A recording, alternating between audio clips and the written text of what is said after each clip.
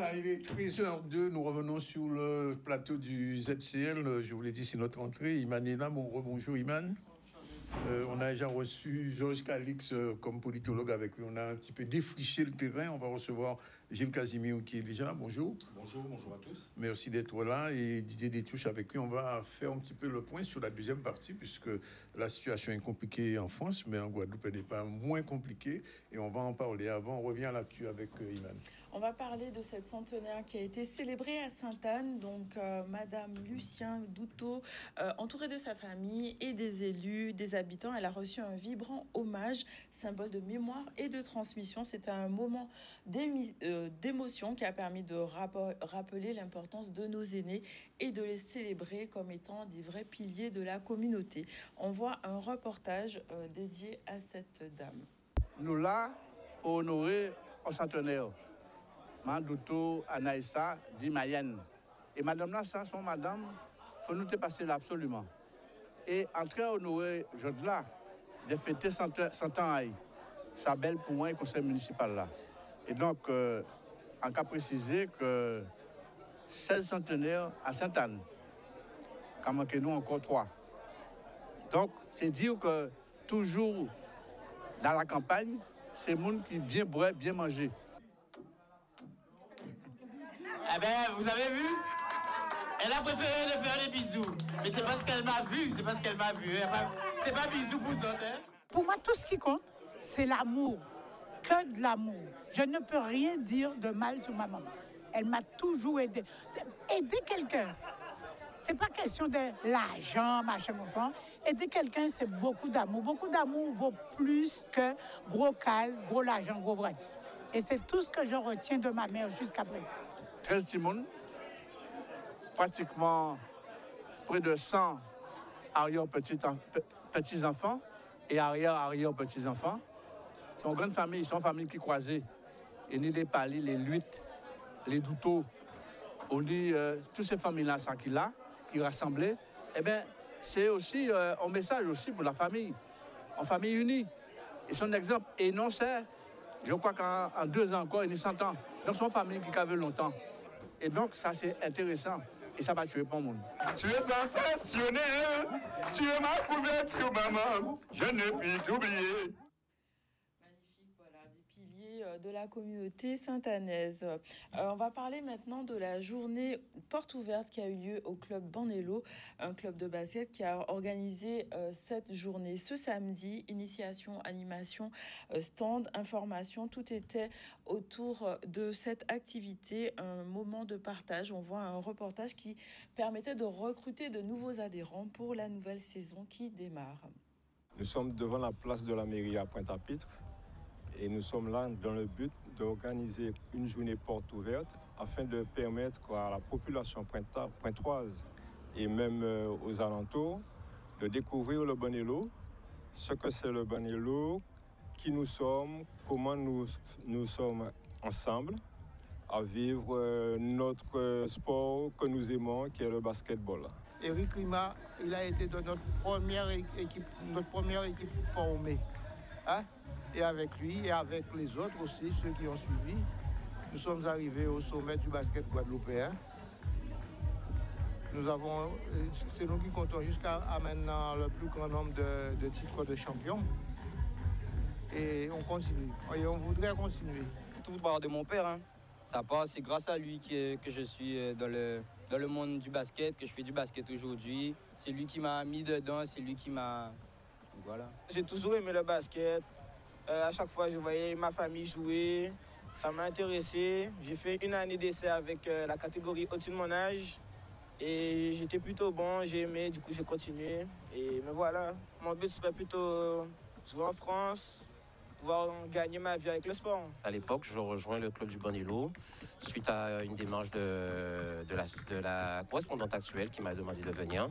Et depuis, je n'ai jamais quitté le club, donc j'ai joué, j'ai gagné des titres avec eux et ensuite je suis passé entraîneur et la passion est restée. Donc je retransmets ce qu'on m'a transmis quand je suis arrivé au sein du club, donc les valeurs de la solidarité, de l'éducation, de l'entraide et de la passion surtout. Pour moi, c'est une fierté de pouvoir être ici, présent, de montrer les valeurs du club, de pouvoir montrer à tous les passants, tous ceux qui viennent s'inscrire, c'est quoi le Banello. Et pour moi, c'est une grande fierté. Voilà, il est 13h07, la suite du journal tout de suite après la fin de ce débat. Je vous rappelle que depuis 12h30, nous débattons sur la situation en France. Bien sûr, après la chute annoncée, la chronique d'une chute annoncée de Bérou, on a parlé un peu avec Georges Calix et Didier Détouche, deux politologues, de la situation en France par rapport à ce qui se passe aujourd'hui, mais il n'y a pas tellement de nouveautés puisque c'était attendu. Et puis nous allons recevoir un citoyen très actif de la vie politique guadeloupéenne aussi, Gilles Casimir, merci d'être avec nous. Et avec Didier Détouche, on va continuer ce débat. Alors, on a vu que la situation au niveau international est complexe. Didier, vous l'avez dit tout à l'heure. La situation au niveau de la France aussi est complexe et on ne sait même pas sur quoi ça va déboucher. En tout cas, la menace, entre guillemets, pour l'interrogation du RN pèse. Mais je voulais un petit peu revenir sur la situation en Guadeloupe, puisque pour l'instant, la Guadeloupe est encore dépendante de ce qui se passe en France. Il y a eu pendant pratiquement plus de 2-3 ans un travail assez important fait au niveau du Congrès. Didier en sait quelque chose. Et on a comme l'impression que là, tout est suspendu à un fil. Gilles Casimir. Oui, on peut avoir cette impression, puisque nous attendons encore beaucoup des solutions qui viennent d'ailleurs. Et face à cette instabilité, ça nous donne plutôt envie de voir chez nous plus de stabilité, plus de consensus, plus de rencontres, l'émergence d'un vrai projet, pour qu'une fois que ça se stabilise là-bas, que nous soyons au fait sur ce que nous voulons faire chez nous et qu'on puisse négocier avec la France. Mais est-ce que c'est possible dans le contexte actuel ? Si on part du principe qu'on attend que ce soit réglé là-bas, vous avez vu la quantité de ministres qui ont changé en un an. Par le passé, je crois qu'il y a eu 5 ministres ou secrétaires d'État guadeloupéens ou d'origine guadeloupéenne. Il y a eu plus de 50 députés dans la 5e République ou depuis 1948. On peut se poser la question sur le système de représentation de nos intérêts aujourd'hui dans l'ensemble France. On peut se poser la question. Didier, il y a eu un travail, je disais, très important qui a été fait avec vous, avec d'autres politologues, avec d'autres experts sur la situation, sur le congrès qui était prêt. Bon, on le sait, c'est la région qui aurait dû prendre le relais au lendemain du dernier congrès de juin et finalement, point d'interrogation. Alors, il y a dans l'actualité politique guadeloupéenne un fait incontestable, c'est qu'il y a désormais une forme de mésentente entre les deux chefs des collectivités majeures, chefs d'exécutif, donc le président du conseil départemental et le président du conseil régional. En tout cas, c'est ce qu'en dit la presse. Et il est vrai que quand on observe les 4 derniers congrès, ou en tout cas la chronologie des 4 derniers congrès, on voit que le conseil départemental a enclenché des travaux, qu'il a suivi les travaux et qu'il a procédé chaque fois qu'il était chef de file, puisque ça alterne entre la région et le département, chaque fois qu'il était chef de file pendant 6 mois, donc il a fait évoluer le projet d'évolution et statutaire et institutionnelle. En menant une réflexion, en tout cas déjà, et ça c'est un point, je tiens à le signaler, en menant une réflexion effectivement grâce à l'intervention d'experts, de chercheurs, notamment du Crédit, le laboratoire auquel j'appartiens, de l'Université des Antilles, et bien en menant des réflexions de fond sur le contenu même de ce qu'on veut proposer comme évolution, au-delà des cadres politiques, indépendance, autonomie, etc. Par exemple, sur le pouvoir normatif. Et la région, elle, n'a pas eu ce même rythme pendant presque les 2 dernières années. Elle s'est montrée plutôt réticente. Il y a une petite avancée parce que dernièrement, la région, sous l'égide notamment des conseils consultatifs, conseil de l'environnement, de l'éducation, de la culture et le conseil économique et social, il y a eu une réflexion ouverte où un certain nombre de personnalités ont pris la parole, ont parlé de leur vision aussi de la situation de la Guadeloupe et des remèdes, notamment institutionnels ou économiques, qu'il conviendrait de mettre en place. Donc ça, c'est une bonne chose. Néanmoins, c'est vrai que j'ai bien aimé ton expression tout à l'heure, on ne sait plus à quoi c'est suspendu. Mais c'est suspendu pour le moment à l'écoute gouvernementale de ces avancées et c'est suspendu à la volonté politique qui, au-delà des divisions, devrait normalement nous permettre quand même de progresser, de continuer à avancer. Je vous avoue que je ne saurais pas dire si pour le département, j'ai une vision très claire, puisqu'il y a des votes de résolution et que les résolutions au stade où on en est sont des résolutions qui ne demandent qu'à être concrétisées dans le cadre d'une ordonnance ou, pour ce qui me concerne, dans un processus en termes d'expertise, un processus de mise en place de l'adoption d'emblèmes guadeloupéens. Je referme la parenthèse. Mais pour la région, c'est vrai que je n'ai pas de calendrier, on ne voit pas de calendrier, la population sent que voilà ça. Or, c'est dangereux parce que quand vous avez des périodes comme ça de creux et des périodes d'intense activité, eh bien, c'est comme quand vous regardez une bonne série à la télévision. Si on vous promet la saison 3 dans 2 ans, 3 ans, ben, vous perdez l'intérêt et vous vous intéressez à autre chose. Bon, pardonnez-moi ce parallèle, mais pour moi, il est très parlant. Et en réalité, de point de vue politique, la dynamique politique, elle est, pour être positive, liée à l'adhésion de la population au projet politique. Fameux référendum. Voilà.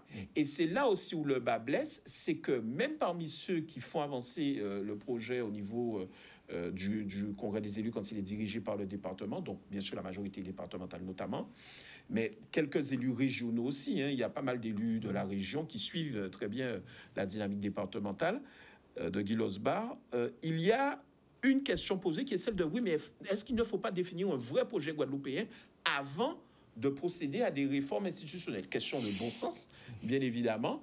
En ce qui me concerne, je pense que les deux ne sont pas incompatibles, qui peuvent être concomitants. Il n'y a pas forcément un avant ou après, mais peut-être que les deux peuvent se nourrir, en fait, des dynamiques de floraison intellectuelle et technique qu'on peut y trouver. Et donc, pour finir, je vous dirais que c'est un peu ce qui est dommage, c'est qu'on ne sait pas dans quel timing tout cela va évoluer véritablement, même s'il faut saluer les progrès de ce qui a été accompli, en tout cas je le fais moi, concernant le conseil départemental, parce qu'au moins on avance. Et il y a un timing par contre qui est le timing gouvernemental. À la fin du mois de septembre, le président de la République va recevoir les élus des collectivités des Outre-mer qui souhaitent... oui, d'accord, mon cher Danick, s'il est là. Va recevoir donc des élus pour parler des projets d'évolution institutionnelle. Il y a eu aussi l'intégration par le ministre François Rebsamen, ministre de la décentralisation, notamment de projets d'octroi de l'autonomie politique et administrative à la Corse, qui donc a engendré chez les Chimu une envie de faire un congrès rapidement pour évoluer, et de la Guyane de reprendre un peu les discussions. Mais les trois anciens DROM, ou en tout cas les deux anciens DROM et la Guadeloupe, Guyane, Martinique et Guadeloupe, avancent. Mais il va falloir trouver le moyen de convaincre l'exécutif, qui en plus, lui, se base sur un rapport de 2 rapporteurs qu'il a nommés, mais qui ont dit que, oui, l'outre-mer doit évoluer d'un point de vue de responsabilité, aller vers plus de responsabilisation. Donc, on peut être optimiste sur l'idée de quand même changer ce qui mérite d'être changé, mais c'est vrai que les politiques en Guadeloupe ont une responsabilité, c'est celle de permettre à la population de se décider le moment venu correctement. Et là, je dois dire que ce qu'ils font, à mon avis, n'enchante pas les foules. Alors, Gilles Casimir, justement, je vous ai invité parce que vous étiez au forum organisé par la région dernièrement, au lendemain du congrès. Et j'ai comme eu l'impression, en vous écoutant, que vous n'étiez pas très satisfait.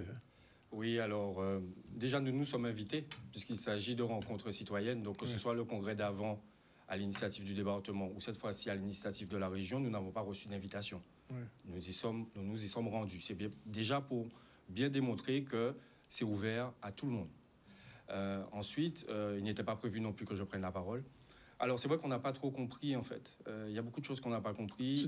C'était pas un congrès, c'était un forum. Et puis les citoyens, les véritables citoyens, ils ont intervenu l'après-midi. L'après-midi, il n'y avait plus de politique. Ils étaient tous déjà partis. Le matin, tout le monde était bien habillé, présent. Et l'après-midi, il n'y a plus personne. Et puis aussi, il y a eu donc, les socioprofessionnels qui ont dit qu'ils n'ont pas été consultés. Et ça, nous, on a été surpris parce qu'on pensait que tous les éléments étaient réunis justement pour que ces personnes réfléchissent déjà en amont, au-delà de dire on n'est pas consulté, mais qui mieux placé qu'eux peuvent faire des propositions pour l'évolution, notamment sur la fiscalité. Et puis ce sentiment qu'on va trop vite. nous qui sommes des simples citoyens et qui avons fait ce travail entre nous, hein, et on invite tout le monde à se faire sa propre opinion, puisqu'on n'est pas là pour dire quoi faire. Mais quand on voit l'évolution, la chronologie de ces 20 dernières années, entendre on va trop vite, alors que ces mêmes personnes étaient dans le dernier projet guadeloupéen de société de 2012. Ils disaient la même chose que ce jour-là. On a l'impression de tourner en rond. En fait, on a l'impression qu'on gagne du temps. Sauf qu'en face, il n'y a pas de stabilité. Qui gagne du temps? Les politiques? On a l'impression que certains, oui, sont encore dans cette démarche électoraliste, puisqu'il y a les municipales bientôt. Je voulais un petit mot là-dessus. Voilà. Et ce serait bien justement que ce sujet soit intégré dans les municipales. Moi, je veux rebondir sur ce qu'il dit qui est très important. Moi, j'ai eu le sentiment en tant qu'observateur que les avancées du congrès, du dernier congrès sous l'égide du conseil départemental, ont été à un tel niveau, peut-être, de projection de changement, qu'il y a eu une réaction de certains nombres de socioprofessionnels, de grands socioprofessionnels qui se sont dit, oulala, mais on va trop vite, on va trop vite, on l'a caillé. Oui, on a vu la réaction. Il y a eu une réaction, donc ils ont dit qu'ils n'ont pas été consultés, mais si vous regardez les travaux des congrès précédents... dans les commissions ad hoc, ils ont été... Alors, peut-être pas dans les commissions ad hoc. Les partis politiques ont eu un espace aussi qui était prévu pour eux. Ils auraient peut-être voulu avoir aussi l'espace politique, mais le congrès, c'est pas le lieu d'expression de tous les espaces politiques, c'est le lieu d'expression surtout des élus ou alors des différents experts qui ont été mandatés pour expliquer certaines choses. Mais... il y a eu beaucoup de consultations, que ce soit par la région, le département, des socioprofessionnels depuis 10 ans. Moi, j'ai des rapports où, effectivement, le MEDEF dit ce qu'il pense, l'Union des entreprises, MPI, etc., s'expriment, les associations. Gilles a beaucoup participé avec son association. Donc, il y a quand même...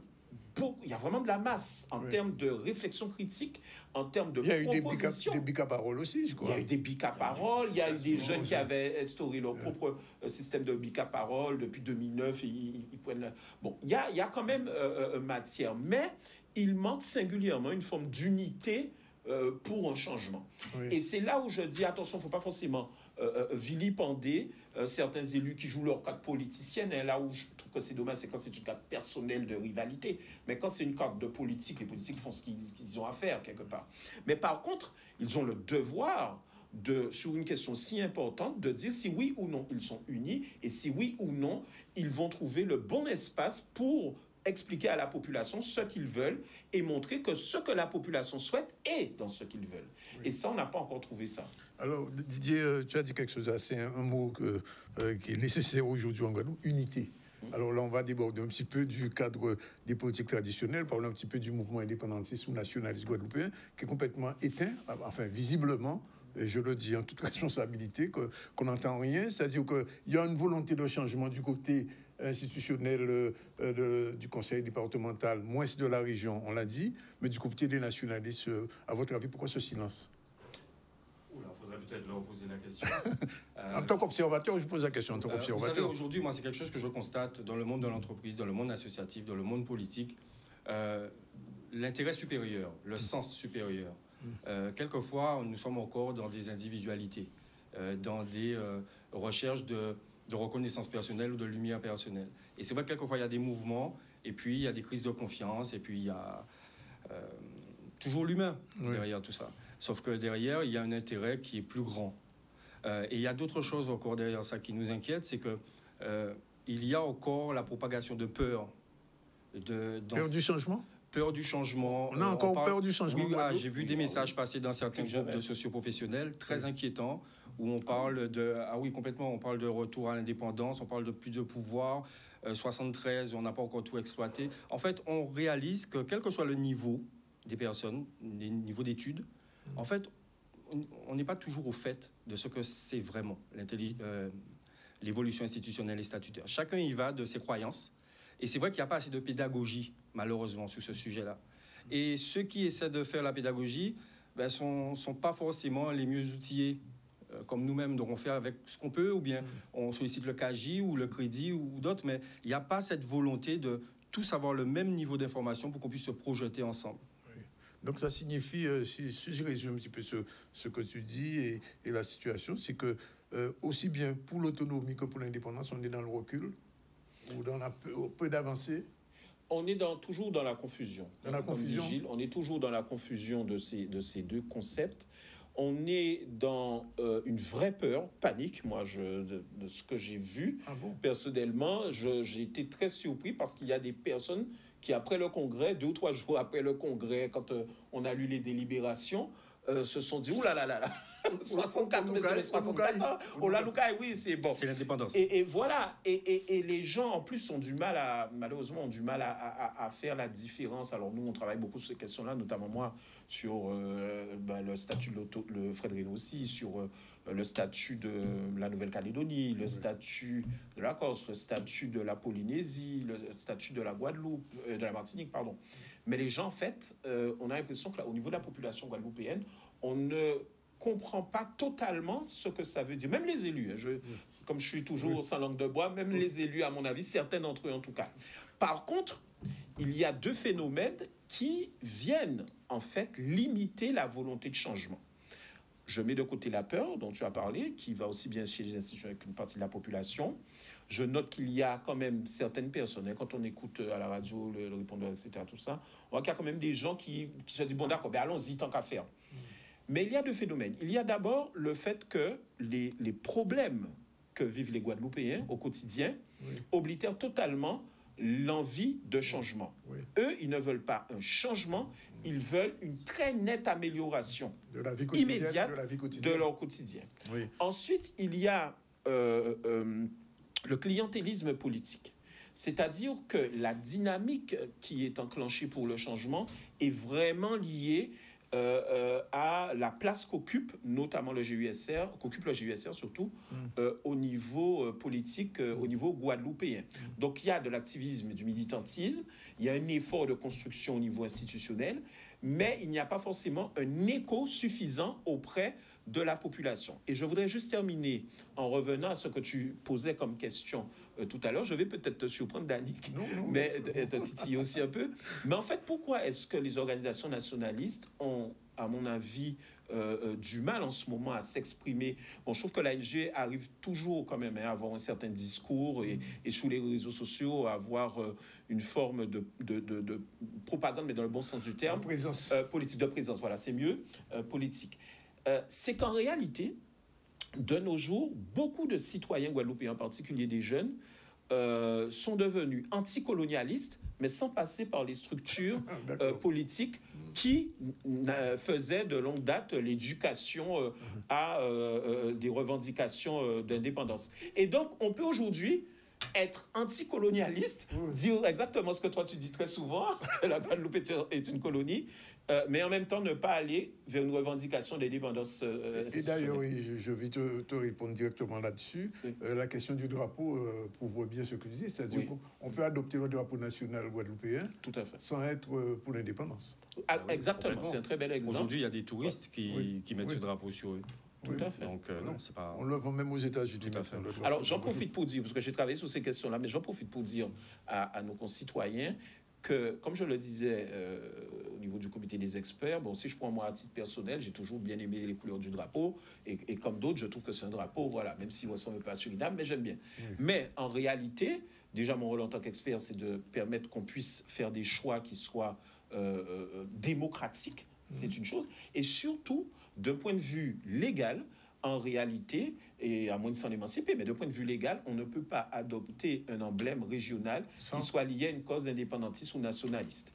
Et donc, c'est vrai que ça pose des difficultés par rapport à ce drapeau-là. Une dernière question, il nous reste 2-3 minutes, je vous la pose comme ça. Les municipales arrivent. À votre avis, globalement, ça va beaucoup changer le personnel politique guadeloupéen au niveau municipal, à part 2 ou 3 communes? Je parle de Bouzy, par exemple. Alors, bon, moi, je me suis un petit peu intéressé à la chose parce que très motivé au début et très déçu à la fin. Nous sommes encore dans des schémas de Bamoun boire et manger pour voter au moins. Combien de personnes tu peux amener, je te mets sur la liste. Nous ne sommes pas sur des projets, nous ne sommes pas sur des compétences. J'ai l'impression qu'en fait, ce sont toujours les mêmes schémas. Il est nécessaire d'avoir une véritable remise en question. Et cette période d'instabilité nous invite en urgence à tous nous remettre en question. Et ce serait dommage qu'il y ait encore 3 personnes sur 10 qui votent pour toujours la même chose et que les autres se disent désintéressés. Parce que Didier, il y a eu cette dernière question, il y a eu quand même dans les sondages antérieurs la preuve que les Guadeloupéens faisaient de moins en moins confiance à la classe politique. Je crois que si je regarde un petit peu les sondages qui sont sortis et les résultats des urnes, pas plus de 40% de Guadeloupéens ne participent aux élections d'une manière générale. Il y a un grand philosophe dont le nom m'échappe qui disait que, je crois que c'est Raymond Aron, mais je ne suis pas sûr, qui disait que la démocratie, c'est l'art, non, c'est pas lui, que la démocratie, c'est l'art de faire élire celui qu'on va battre ou qu'on va punir. Bon, et les Guadeloupéens aiment bien élire Mounayo. Ouais. Et malheureusement, ça passe pas encore la survivance de systèmes de clientélisme qui sont très nuisibles, je trouve. Mais ils aiment bien quand même garder celui sur qui ils vont taper. Cela dit, je reviens rapidement à ta question. Je pense que beaucoup de maires vont rester en place parce que j'observe même à Gosier, tu penses? Alors, j'allais te dire, sauf peut-être Gosier, pour taquiner un peu mon ancienne commune, mais en réalité, il y a vraiment une situation politique assez particulière et ubuesque au Gosier. Donc, effectivement, il y a de fortes chances qu'il y ait certains changements, surtout qu'il y a des personnalités réémergentes ou émergentes qui sont en train de faire une campagne de fond d'une certaine qualité. En tout cas, sans citer de nom, mais en tout cas, les maires actuels, pour moi, vont assez facilement rester en place. Pourquoi? Parce qu'ils ont montré, y compris ceux qui sont arrivés lors des dernières élections municipales, je trouve qu'ils ont tous montré une capacité à être dans une certaine forme de discipline politique. Bon, je ne reviens pas sous l'hégémonie un petit peu GUSR, mais aussi à être à l'écoute des concitoyens, surtout dans une forme de proximité, notamment via les réseaux sociaux. Je les observe, ils s'expriment tous, ils sont tous tout le temps sur le terrain, et y compris, je dis la même chose des parlementaires. Il y a un véritable activisme, une véritable présence permanente, même omniprésence, qui fait que le maire est redevenu, paradoxalement, en ces temps d'évolution numérique, une personnalité à laquelle on peut se rattacher, on peut se fier, et qui permet d'avoir l'aspect proximité de la politique. Néanmoins, le mécontentement continue à monter dans un certain nombre de communes, à juste titre, parce qu'il y a de gros problèmes, les sargasses, l'eau, etc., qu'on voit l'impuissance publique, qui rejoint l'impuissance publique que je n'ai pas développée tout à l'heure, mais qui rejoint l'impuissance publique que l'on voit au niveau national, et qui fait qu'en réalité, le politique aujourd'hui déjà est affaissé par rapport au pouvoir de l'administration, notamment l'administration d'État, et que deuxièmement, aujourd'hui, il y a beaucoup plus des questions d'affection ou de personnalité qui jouent dans le jeu politique de l'élection, plutôt que celle de la capacité de l'élu à aller chercher des moyens ou à faire en sorte que l'on puisse voir une ville évoluer et avoir un certain nombre d'infrastructures. Donc ceux qui, par exemple, ont résolu le problème de leur dette, il y en a eu quelques-uns, mais c'est l'État, en fait, qui les a aidés à faire ça, et bien, eux, ils vont bénéficier de cela, probablement. Oui, très rapidement. Dernier mot. Oui, beaucoup de personnes veulent le changement, beaucoup de personnes très compétentes, mais ce sont des personnes qui n'osent pas s'engager. La politique est très mal vue aujourd'hui, les personnes n'aiment pas s'exposer, et j'invite vraiment tous les Guadeloupéens à s'intéresser à ce qui se passe. Ça nous concerne, la politique, c'est la gestion de la cité. Il est important que les citoyens se réunissent en dehors des conseils municipaux, qu'ils réfléchissent ensemble. Il ne faut pas renvoyer toute la responsabilité aux politiques. La politique nous concerne tous. Pour une démocratie participative et populaire. Exactement. On doit aller vers ça, absolument. Bien, en tout cas, merci, messieurs. Je remercie Georges Calix, Didier Détouche et toi aussi. Et Didier, je pense qu'on va te retrouver bientôt pour parler un petit peu culturel, puisque je suis très investi sur la question. En tout cas, notre prochain débat dans quelques temps, ce sera sur réseaux sociaux et politiques. Je pense que par rapport à ce que tu disais, c'est un élément important aussi dans la vie politique guadeloupéenne, dans la vie politicienne même, j'ai envie de dire, et on aura l'occasion d'y revenir. Voilà, il est 13h31, on prend la dernière pause, et on se retrouve tout à l'heure avec Linda Gobindos, la chroniqueuse ZCL, et Inman qui va terminer le journal. À tout de suite.